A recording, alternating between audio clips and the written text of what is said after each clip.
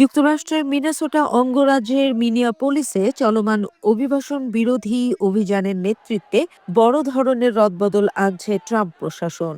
অভিযানের প্রধান মুখ ও বর্ডার পেট্রোল কমান্ডার গ্রেগরি বেভানো মঙ্গলবার শহরটি ত্যাগ করেছেন বলে ধারণা করা হচ্ছে। প্রশাসনের একজন ঊর্ধ্বতন কর্মকর্তা জানিয়েছেন, ৫৫ বছর বয়সী গ্রেগরি বেভিনো তার সঙ্গে থাকা একদল এজেন্ট নিয়ে মিনেসোটা ছাড়ছেন।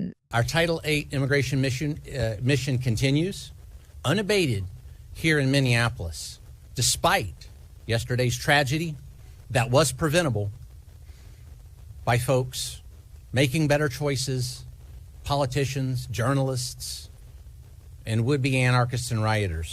ফেডারেল কর্মকর্তাদের হাতে দ্বিতীয়বারের মতো একজন সাধারণ নাগরিক নিহত হওয়ার ঘটনার পর সেখানে বাহিনীর উপস্থিতি কমিয়ে আনার সিদ্ধান্ত নেওয়া হয়।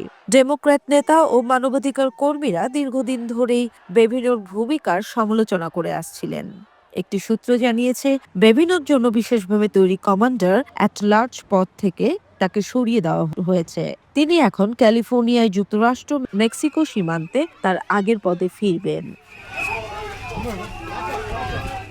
এর মধ্যেই ইউএস প্রেসিডেন্ট ডোনাল্ড ট্রাম্প ঘোষণা দিয়েছেন, মিনেসোটায় চলমান অপারেশন মেট্রো সার্চ অভিযানের তদারকির জন্য তার বর্ডার জার টম হোম্যানকে পাঠানো হচ্ছে।